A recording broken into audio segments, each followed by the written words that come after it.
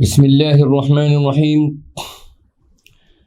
الحمد للہ نحمده ونستعینه ونستغفره ونؤمن به ونتوکل علیہ ونعوذ باللہ من شرور انفسنا ومن سیئات اعمالنا من يهده اللہ فلا مضل له ومن يضلله فلا هادی له ونشهد ان لا الہ الا اللہ وحده لا شریک له ونشهد ان سیدنا ونبينا وحبيبنا ومولانا محمدا عبده ورسوله صلى الله تعالى عليه وعلى آله وأصحابه وأزواجه وذرياته وجميع أهل بيته وبارك وسلم تسليما كثيرا كثيرا أما بعد فأعوذ بالله من الشيطان الرجيم بسم الله الرحمن الرحيم رب اشرح لي صدري ويسر لي أمري واحلل عقدة من لساني يفقهوا قولي صدق الله العظيم اللهم إني أسألك بأنك أنت الله لا إله إلا أنت الأحد الصمد الذي لم يلد ولم يولد ولم يكن له كفوا أحد۔ میرے بزرگوں، سلسلے کے مخلص ساتھیوں اور قابل احترام خواتین، آج کا یہ درس حضرت شیخ عبد القادر جیلانی رحمۃ اللہ علیہ کی مجالس اور مواعظ پر مشتمل ہے اور یہ اس کا 12واں حصہ ہے۔ ہم اس مجلس کا آغاز اور اس کی ابتدا حضرت ابو ہریرہ رضی اللہ تعالی عنہ کی حدیث مبارکہ سے کرتے ہیں۔ عن ابی ہریرہ رضی اللہ تعالی عنہ قال قال رسول اللہ صلی اللہ تعالی علیہ وسلم قال اللہ عز وجل یؤذینی ابن آدم یسب الدہر وانا الدہر بیدی الامر اقلب اللیل والنہار۔ یہ حدیث قدسی ہے۔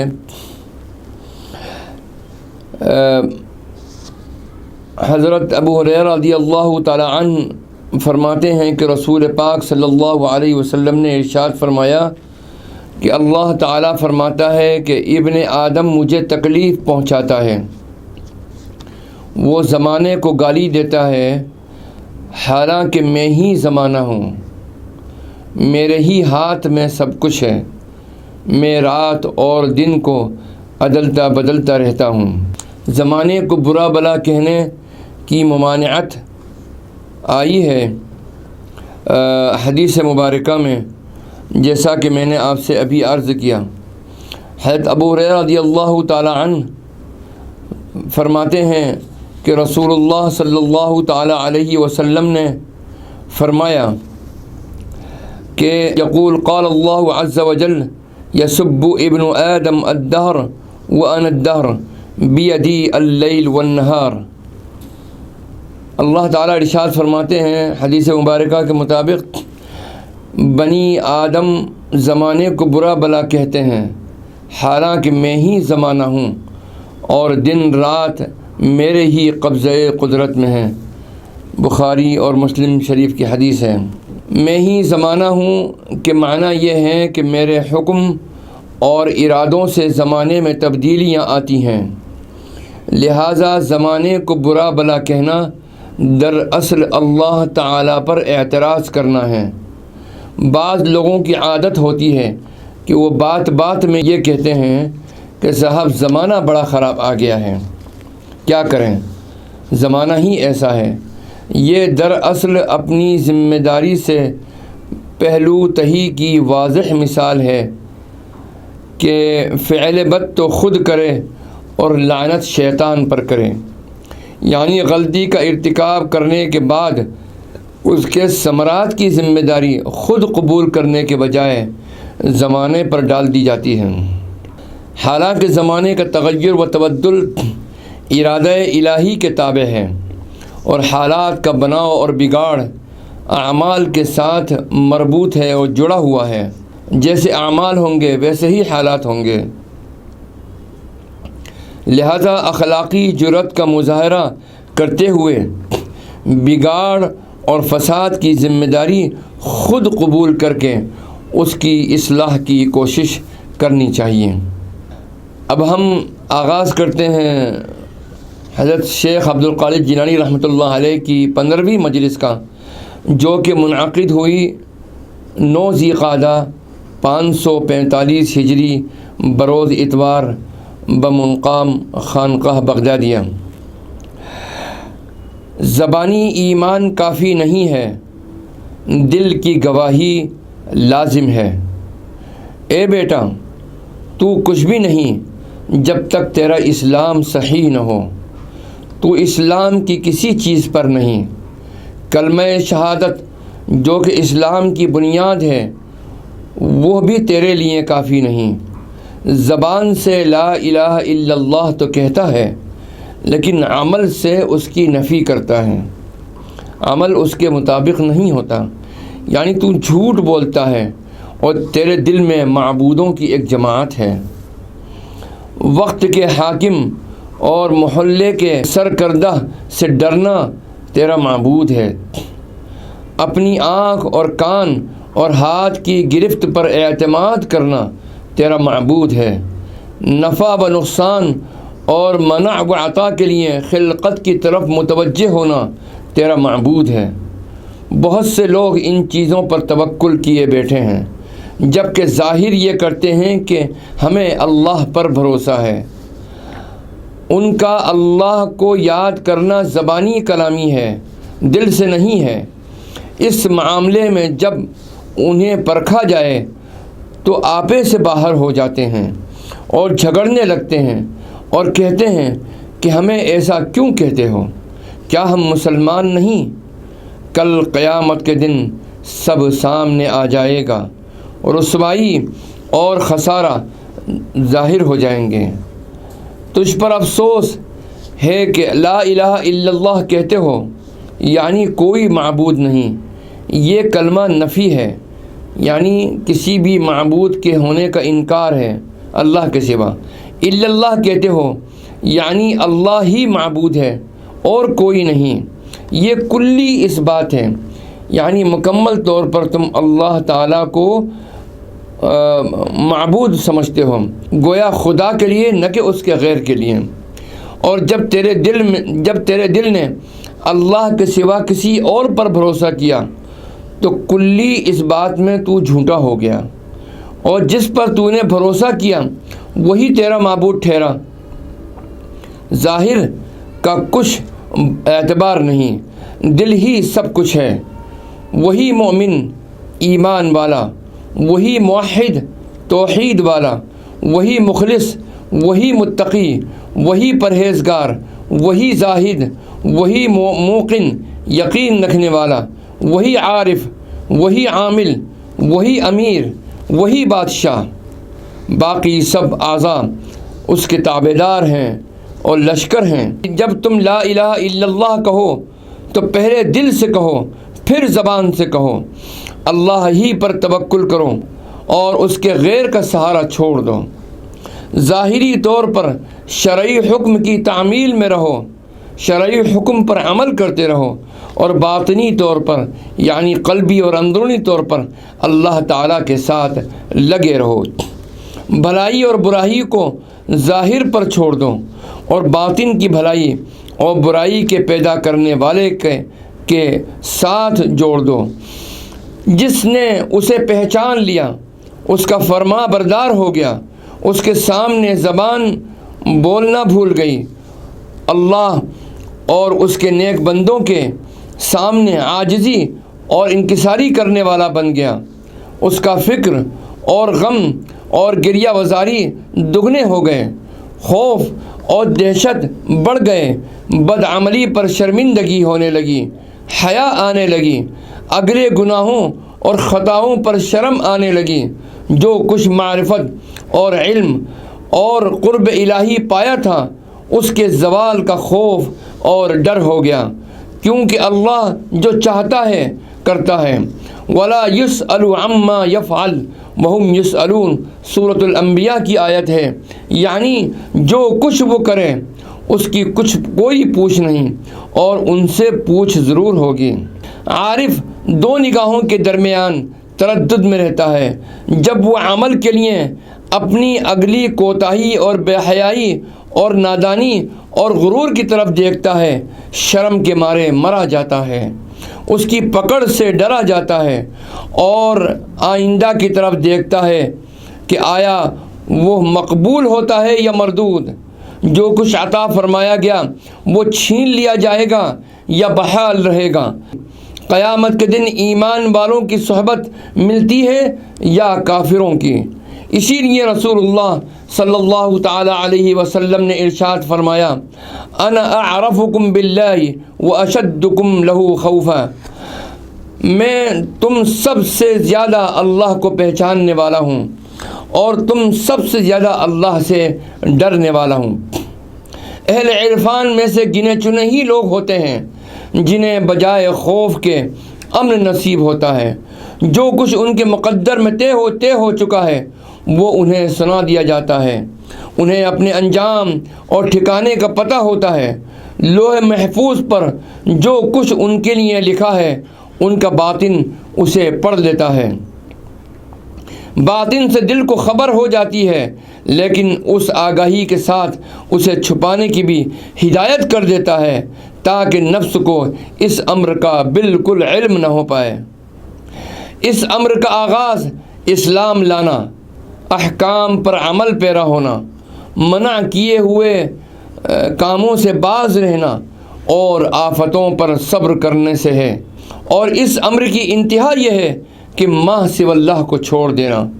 مٹی اور سونا، تعریف اور برائی دونوں برابر ہوں، دنیا اور نہ دینا اور نہ دینا ایک ہوں، جنت اور دوزخ، نعمت اور مصیبت برابر ہوں، امیری اور فقیری، خلقت کا وجود اور عدم ایک ہو جائیں۔ جب یہ حالت کامل ہو جائے تب اللہ کا ہو جاتا ہے، اللہ کی طرف سے اسے خلقت کی سرداری اور ولایت کا فرمان آ جاتا ہے۔ پھر جو بھی اسے دیکھتا ہے اللہ کی ہیبت اور اللہ کی طرف سے اسے ملنے والی نورانیت کی تمنا کرتا ہے۔ ربنا آتنا فی الدنیا حسنہ وفی الآخرۃ حسنہ وقنا عذاب النار، اے ہمارے رب ہمیں دنیا کی بھلائی عطا کر اور آخرت کی بھلائی عطا کر اور دوزخ کے عذاب سے بچا، آمین یا رب العالمین۔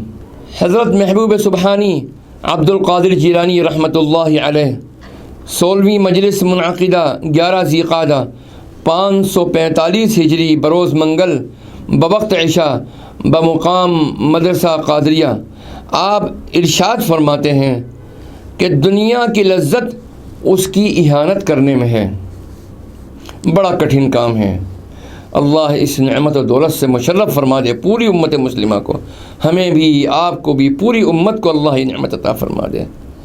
آپ نے درس دینے سے پہلے کچھ گفتگو فرمائی، پھر ارشاد فرمایا کہ حضرت خواجہ حسن بصری رحمۃ اللہ علیہ جو کہ تابعی ہیں، انہوں نے فرمایا کہ دنیا کی اہانت کرو، یعنی دنیا کو ذلیل کرو، اللہ کی قسم دنیا کی لذت اس کی اہانت کرنے میں ہے۔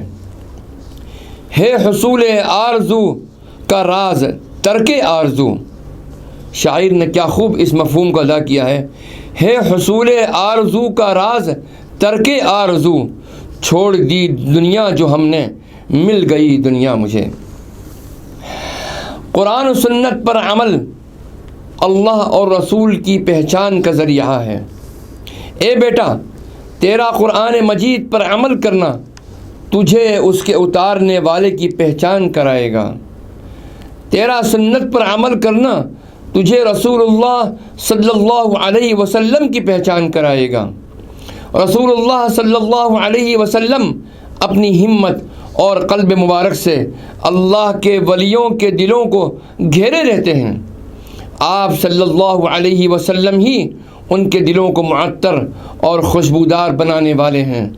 آپ صلی اللہ علیہ وسلم ہی ان کے باطنوں کو صفائی اور آپ ہی ان کو زینت بخشنے والے ہیں۔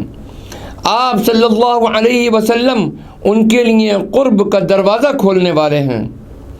آپ صلی اللہ علیہ وسلم ہی ان کا بناؤ سنگار کرنے والے ہیں۔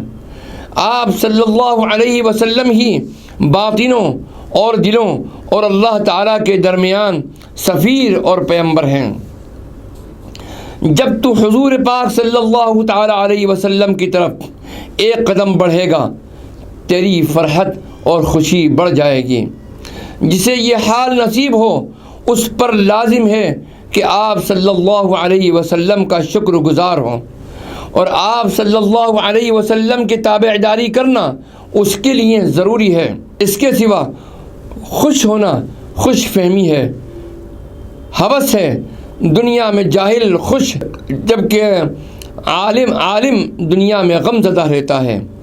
جاہل تقدیر سے جھگڑتا ہے، مناظرہ کرتا ہے، جبکہ عالم تقدیر کی موافقت کرتا ہے، اس کے تابع ہوتا ہے اور راضی برضا رہتا ہے۔ اے مسکین، تقدیر الہی سے جھگڑا اور فساد نہ کر، ورنہ ہلاک ہو جائے گا۔ مقصود یہی ہے کہ تو افعال الہی پر راضی رہے اور اپنے دل سے خلقت کو نکال دیں اور دل سے خلقت کے خالق سے مل جا۔ خالق سے دل اور باطن الباطن سے ملاقات کر۔ اللہ تعالیٰ، اس کے رسولوں اور اس کے نیک بندوں کی ہمیشہ تابع داری کرتے رہو۔ اگر تو یہ خدمت گزاری ہمیشہ کر سکتا ہے تو کرتا رہے، اسی میں تیرے لیے دنیا اور آخرت کی بھلائی ہے۔ جو اللہ کے لیے اپنے دل کی اصلاح کرے، دنیا و آخرت اس کے ساتھ ہوئے، وہ اللہ کے حکم سے عوام اور خواص پر حکومت کرتا ہے۔ اولیاء اللہ کے مقابل دنیا دار کی کیا حیثیت ہے؟ تجھ پر افسوس، تو اپنی قدر کو پہچان۔ اولیاء اللہ کے مقابل تیری کیا حیثیت ہے؟ تیرا سارا مقصود تو کھانا پینا، نکاح کرنا اور دنیا کو جمع کرنا، مال جمع کرنا، پھر اس پر حرص کرنا۔ تو دنیا کے کاموں میں بڑا سرگرم ہے، جبکہ آخرت کے کاموں میں ناکارہ ہے۔ اپنے گوشت کو موٹا تازہ کر کے کیڑے مکوڑوں اور حشرات الارض کے لیے نشانہ بنا رہا ہے۔ رسول اللہ صلی اللہ تعالی علیہ وسلم نے فرمایا، ان للہ ملکا ینادی کل یوم غدوۃ وعشیۃ۔ اللہ تعالیٰ کا ایک فرشتہ ہے جو ہر روز صبح و شام آواز دیتا ہے، اے اولاد آدم، تم مرنے کے لیے پیدا ہوتے ہو، ویرانی کے لیے عمارت بناتے ہو، دشمنوں کے لیے مال جمع کرتے ہو۔ ایمان والے کے ہر کام میں نیک نیتی ہوتی ہے۔ وہ دنیا میں کوئی کام حصول دنیا کے لیے نہیں کرتا، دنیا میں آخرت کے لیے عمارت بناتا ہے۔ وہ مسجدیں، پل، مدرسے اور سرائیں بناتا ہے، مسلمانوں کے رستوں کو درست کرتا ہے۔ ان کے علاوہ اگر وہ کچھ بناتا ہے تو بیوی بچوں، بیواؤں اور ضرورتوں کے لیے۔ یہ سب وہ اس لیے کرتا ہے کہ اس کے بدلے میں اس کے لیے آخرت میں محل تیار ہو سکیں۔ وہ یہ سب اپنی خواہش اور حرص اور نفس کے لیے نہیں کرتا ہے۔ اولاد آدم کی حالت جب سدھر جائے تو اپنی تمام حالتوں میں اللہ کے ساتھ رہتا ہے، فنا فی اللہ اور بقا باللہ کا مقام حاصل کرتا ہے۔ اس کا دل نبیوں اور رسولوں سے مل جاتا ہے۔ جو کچھ انبیاء کرام لے کر آئے تھے وہ ان کو اپنی زبان سے، اپنے عمل سے اور ایمان و یقین کے ساتھ میں قبول کرتا ہے۔ اسی لیے وہ دنیا و آخرت میں ان سے ملا ہوا رہتا ہے۔ اللہ کی یاد میں رہنے والا ہمیشہ زندہ ہے۔ وہ ایک مقام کی زندگی سے دوسرے مقام کی زندگی حاصل کرتا ہے، عالم دنیا سے نکل کر عالم مثال میں چلا جاتا ہے۔ اس کے لیے موت ایک لمحے کی ہے۔ ذکر الہی جب دل میں جگہ بنا لیتا ہے تو بندہ ہمیشہ اللہ کی یاد میں لگا رہتا ہے، اگرچہ زبان سے ذکر نہ کرے۔ جو بندہ ہمیشہ ذکر الہی میں رہتا ہے تو اللہ کی موافقت اور اس کے کاموں سے راضی رہتا ہے۔ اگر گرمی کے موسم میں موافقت نہ کرے تو گرمی ستائے گی، اگر سردی کے موسم میں موافقت نہ کرے تو سردی ستم ڈھائے گی۔ دونوں موسموں میں موافقت اختیار کرنا ان کی تکلیف اور سختی کو دور کرتی ہے۔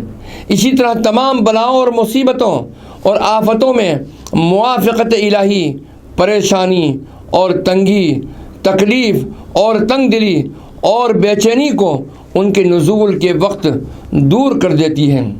اللہ والے ہر حال میں ہمیشہ مغفرت و نجات کی امید رکھتے ہیں۔ اولیاء اللہ کے معاملات کیسے عجیب اور ان کے احوال کیا ہی اچھے ہیں۔ اللہ کی طرف سے انہیں جو کچھ بھی پہنچتا ہے وہ انہیں پسند ہوتا ہے۔ اللہ تعالیٰ نے انہیں معرفت کی شراب پلا دی ہے، انہیں اپنے لطف و کرم کی گود میں سلاتا ہے، اپنے ان سے انہیں مانوس بناتا ہے۔ اللہ کے قرب میں رہنا انہیں محبوب ہے، ما سوی اللہ سے دور رہنا انہیں مرغوب نہیں۔ اس کے حضور میں مردے کی طرح پڑے رہتے ہیں۔ اللہ کی ہیبت ان کے اوپر حاوی ہو چکی ہے۔ وہ جب چاہتا ہے انہیں اٹھا کر کھڑا کر دیتا ہے اور زندہ و ہوشیار بنا دیتا ہے۔ ذات الہی کے سامنے وہ ایسے ہیں جیسے اصحاب کہف اپنی غار میں تھے، جن سے متعلق ارشاد باری تعالی ہے وَنُقَلِّبُهُمْ ذَاتَ الْيَمِينِ وَذَاتَ الشِّمَالِ۔ سورہ کہف میں اللہ نے ارشاد فرمایا اور ہم ان کی دائیں اور بائیں کروٹیں بدلتے ہیں۔ مخلوق میں وہ سب سے زیادہ عقل رکھتے ہیں، وہ اپنے رب سے ہر حال میں مغفرت اور نجات کی امید رکھتے ہیں، اور یہی ان کی زندگی کا مقصود ہے۔ جو کچھ بھی ہے تیرے پاس سب کچھ مستعار ہے، یعنی ادھار ہے، اور وہ ایک نہ ایک دن ادھار تجھ سے واپس لے لیا جائے گا۔ تجھ پر افسوس ہے کہ تیرے عمل تو دوزخیوں جیسے ہیں اور جنت کی امید لگائے بیٹھے ہو۔ جنت لالچ کرنے کی جگہ نہیں ہے اور تو اس کے لیے لالچ کر رہا ہے۔ جو چیز تجھے چند دن کے لیے عاریتاً ملی ہے اس پر غرور نہ کر، یعنی زندگی پر۔ وہ چیز تجھ سے عن قریب لے لی جائے گی۔ تمہیں زندگی مستعار عنایت فرمائی تاکہ تو اس میں اللہ تعالیٰ کی اطاعت کر، لیکن تم اسے اپنا سمجھ کر اس میں جو چاہتے ہو عمل کرتے ہو۔ جس طرح زندگی تیرے لیے مستعار ہے اسی طرح عافیت تیرے لیے مستعار ہے، غنا اور امن اور عزت تیرے لیے مستعار ہیں، اور اللہ کی نعمتوں میں سے جو کچھ تیرے پاس ہے وہ سب مستعار ہیں۔ تم ادھر ملی ہوئی ان چیزوں میں حد سے نہ بڑھو، کیونکہ تم سے ان سب کے بارے میں استفسار اور سوال کیا جائے گا۔ تمہیں جو بھی نعمتیں میسر ہیں سب اللہ کی طرف سے ہیں، ان کے ذریعے اللہ کی اطاعت پر مدد چاہو۔ جن چیزوں کی طرف تمہارا دل کھنچتا ہے اولیاء اللہ کے نزدیک اللہ کے قرب سے دور کرنے والی ہیں۔ وہ دنیا و آخرت میں ذات الہی کے ساتھ سلامتی کے سوا اور کچھ نہیں جانتے۔ بعض اولیاء اللہ تعالیٰ نے فرمایا وافق الحق عز وجل فی الخلق ولا توافق الخلق فی الحق۔ خلقت کے معاملے میں اللہ کی موافقت کرو اور حق تعالیٰ کے معاملے میں خلقت کی موافقت مت کرو۔ جو ٹوٹا سو ٹوٹ گیا، جو جڑ گیا سو جڑ گیا۔ اللہ کی موافقت کرنا اس کے نیک بندوں سے سیکھو جو اس کے ہر کام میں موافقت کرنے والے ہیں۔ 17ویں مجلس منعقدہ 14 ذی القعدہ 545 ہجری بروز جمعہ صبح کے وقت بمقام مدرسہ قادریہ۔ آپ ارشاد فرماتے ہیں کہ رزق کی فکر کو چھوڑ دو، وہ تجھے خود تلاش کرتا ہے۔ تو اپنے رزق کی فکر مت کر، تیرے رزق کو تلاش کرنے سے بڑھ کر رزق کو تیری تلاش ہے۔ آج کے دن کا رزق مل جائے تو آنے والے کل کے رزق کے لیے پریشان مت ہو۔ جس طرح تو نے گزرے ہوئے کل کو چھوڑ دیا کہ وہ دن گزر گیا، تجھے کیا خبر کہ آنے والے کل کا دن آئے کہ نہ آئے۔ اس لیے تو آج کے دن میں مشغول رہے۔ اگر تم اللہ کو پہچان جاتے تو رزق کی طلب میں اس کی طرف سے غافل نہ ہوتے، بلکہ اسی کے ساتھ مشغول رہتے۔ اس کی ہیبت تجھے رزق کی تلاش سے روک دیتی۔ جسے اللہ کی پہچان معرفت ہو جاتی ہے اس کی زبان بند ہو جاتی ہے۔ اللہ کے سامنے اس کی پہچان رکھنے والے عارف کی زبان ہمیشہ گنگ رہتی ہے۔ حق تعالی خلقت کی اصلاح کے لیے واپس لوٹا دیتا ہے، پھر اس کی زبان سے بولنے کی پابندی اٹھا لیتا ہے۔ حضرت موسیٰ علیہ السلام جب بکریاں چرایا کرتے تھے تو ان کی زبان میں لکنت اور عجرت، رکاوٹ اور توتلا پن تھا۔ اللہ تعالیٰ نے جب خلقت کی اصلاح کے لیے انہیں لوٹایا تو ان کے قلب پر الہام فرمایا۔ آپ نے بارگاہ الہی میں عرض کیا، وَاحْلُلْ عُقْدَةً مِّن لِّسَانِي يَفْقَهُوا قَوْلِي، میری زبان سے گرہ کھول دے تاکہ وہ میری بات سمجھیں۔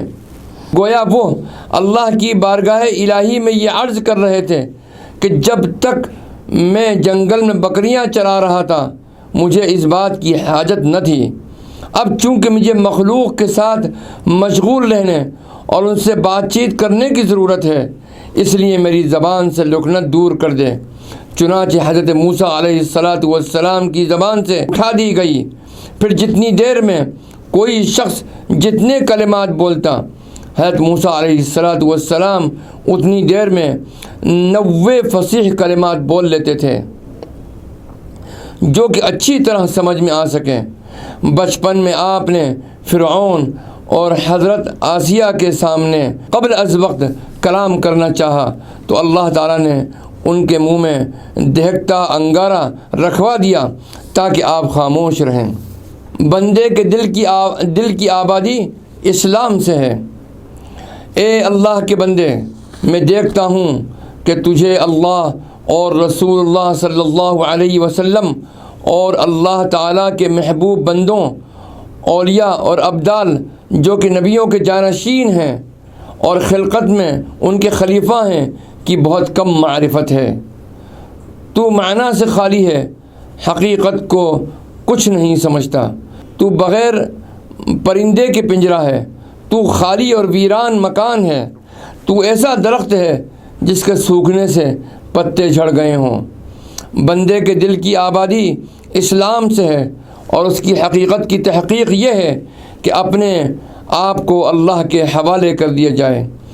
چنانچہ تو اپنے آپ کو مکمل طور پر اس کے حوالے کر دے، وہ تیرے نفس اور تیرے غیر کو تیرے حوالے کر دے گا۔ تو دلی طور پر اپنی ذات اور خلقت سے نکل جا، اپنے آپ اور اپنے غیر سے برہنہ و جدا ہو کر خالق کے سامنے کھڑا ہو، پھر اللہ کو جب منظور ہوگا تجھے لباس پہنا کر خلقت کی طرف لوٹا دے گا۔ پس تو اپنی ذات میں اور خلقت کے اندر رسول اللہ صلی اللہ علیہ وسلم اور آپ کو بھیجنے والے رب تعالیٰ کی خوشنودی اور رضا کے لیے اس کے حکم کی تعمیل کرے گا۔ اس کے بعد ہر حکم کا منتظر رہے گا اور ہر حکم کی موافقت کرنے کے لیے کھڑا ہو جائے گا۔ ہر وہ شخص جو اللہ کی ذات کے سوا خالی ہو کر اپنے قلب اور باطن کے قدموں کے بل اس کے حضور میں کھڑا ہو، زبان حال سے وہی کہے گا جیسا کہ حضرت موسیٰ علیہ السلام نے کہا تھا، وَعَجِلْتُ إِلَيْكَ رَبِّ لِتَرْضَىٰ، الہی میں نے تیری طرف آنے میں اس لیے جلدی کی کہ تو راضی ہو جائے۔ میں نے تیری خوشنودی کے لیے ساری مخلوق اور دنیا و آخرت کو چھوڑ دیا، تمام اسباب اور ارباب کو چھوڑ دیا، تیری طرف جلدی سے نہایت عاجزی سے بڑھا تاکہ تو مجھ سے راضی ہو جائے، اور اس سے پہلے جو مخلوق کے ساتھ ٹھہرا رہا مخلوق کے ساتھ رہنے کے گناہ کو بخش دے۔ اے جاہل، تجھے ان باتوں سے کیا غرض؟ تو اپنے نفس اور دنیا اور خواہشوں اور مخلوق کا بندہ ہے۔ تو خلقت کو اللہ کا شریک بنانے والا بندہ ہے، کیونکہ نفع و نقصان میں تیری نگاہ انہی کی طرف لوٹتی ہے۔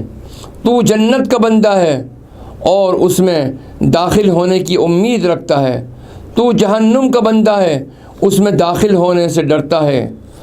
تو خدا سے جو کہ دلوں اور نگاہوں کو پلٹ دینے والا ہے اور ہر چیز کو ایک حرف کن کہہ کر پیدا کرنے والا ہے، تو اس خدا سے کہاں بھاگ رہا ہے؟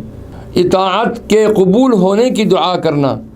اے بیٹا، تو اپنی اطاعت پر ناز اور غرور نہ کر اور اطاعت کے باعث اللہ سے منہ نہ موڑ، بلکہ اللہ سے اپنی اطاعت کے قبول ہونے کی دعا کر اور اس بات سے ڈر اور خوف کر کہ کہیں تو وہ معصیت کی طرف منتقل نہ کر دے، اور اس بات سے ڈر اور خوف کر کہ کہیں تجھے وہ معصیت کی طرف منتقل نہ کر دے۔ وہ کون ہے جو تجھے اس سے بے خوف کر رہا ہے؟ تیری اطاعت سے کہہ دیا جائے معصیت بن جا، تیری صفائی سے کہہ دیا جائے تو مقدر ہو جا۔ عارف الہی کسی چیز پر نہیں ٹھہرتا اور نہ کسی چیز سے دھوکہ کھاتا ہے۔ وہ اس وقت تک امن میں نہیں ہوتا جب تک کہ اپنے دین کی سلامتی کے ساتھ دنیا سے نکل جائے۔ اللہ اور اس کے درمیان جو معاملات ہیں، اللہ کی حفاظت میں رہتے ہوئے دنیا سے نکل جائیں۔ اللہ تعالی ہم سب کو عمل کرنے کی توفیق عطا فرما دیں، اور خصوصیت سے حضرت نے اپنی مجلس وعظ میں جو ارشاد فرمایا کہ تیرا باطن پاک ہو جائے، تو فنا فی اللہ ہو جائے، اور اس کے بعد تو بقا کے مرتبے سے مشرف ہو جائے، یہ میری دعا ہے۔ یہ مجلس میں حضرت محبوب سبحانی رحمۃ اللہ علیہ نے ارشاد فرمایا، اور سلسلہ نقش بندیہ کے اندر سالک جن مرحلوں سے گزرتا ہے، جن حالات سے گزرتا ہے، اگر اس کو اللہ تعالیٰ نے اپنے فضل سے ذکر میں استقامت نصیب فرمائی ہے، اور اپنے فضل سے اور اپنے کرم سے اخلاص نصیب فرمایا ہے، تو استقامت سے اللہ تعالیٰ کی یاد کرنے کے نتیجے میں پہلے اس کو اللہ فنا سے مشرف فرماتا ہے۔ ہر چیز کے اندر اس کو اللہ کی ذات کا ذکر دکھائی دیتا ہے، سنائی دیتا ہے۔ اس کو اللہ تعالیٰ کے ذکر کے علاوہ کوئی چیز دنیا کے کسی ذرے میں سنائی نہیں دیتی، اور اس کے بعد جب اس کو اللہ بقا کے مرتبے سے مشرف فرماتا ہے تو اس کے دل میں جو ٹھہراؤ پیدا ہوتا ہے کثرت ذکر کی وجہ سے، اس کے بعد آن واحد اور ایک لمحے کے لیے بھی غفلت اس کے قلب پر طاری نہیں ہوتی ہے۔ اللہ ہمیں اور آپ کو سب کو اس مقام پر پہنچنے کی توفیق عطا فرمائے، اور محض اپنے فضل سے اور اپنے کرم سے ذکر میں استقامت نصیب فرما کر میرے عزیزوں اور دوستوں، جب تک کہ بقا کے مرتبے سے کوئی ذاکر مشرف نہ ہو جائے، اس وقت تک اس کو اپنے ذکر اور اپنے عبادت کے اوپر اطمینان نہیں ہونا چاہیے، ڈرتے رہنا چاہیے کہ کب کہیں شیطان کا دھوکہ ہمارے ساتھ نہ ہو جائے اور ہماری عبادت اور ہماری ریاضت اور ہمارا ذکر و اذکار یہ کچھ کام نہ آئیں، ضائع ہو جائیں عدم اخلاص کی بنیاد پر، اور اللہ تعالیٰ کی مدد کے بغیر ذکر کا ثواب بھی اسی وقت مل سکتا ہے جب کہ اللہ تعالیٰ ہم سے راضی ہو جائے۔ اللہ ہم سب کو عمل کرنے کی توفیق عطا فرمائے اور انجام بخیر فرمائے، ہمارا اور آپ کا، پوری امت کا۔ وآخر دعوانا ان الحمد للہ رب العالمین، والسلام علیکم ورحمۃ اللہ وبرکاتہ۔ بسم اللہ الرحمن الرحیم۔ اللہم صل علی سیدنا ومولانا محمد وعلی آل سیدنا ومولانا محمد وبارک وسلم۔ اللهم أنت السلام ومنك السلام، تباركت يا ذا الجلال والإكرام۔ رب اجعلني مقيم الصلاة ومن ذريتي، ربنا وتقبل دعاء، ربنا اغفر لي ولوالدي وللمؤمنين يوم يقوم الحساب، ربنا تقبل منا إنك أنت السميع العليم، وتب علينا إنك أنت التواب الرحيم، وصلى الله تعالى على خير خلقه سيدنا محمد وعلى آله وأصحابه أجمعين برحمتك يا أرحم الراحمين۔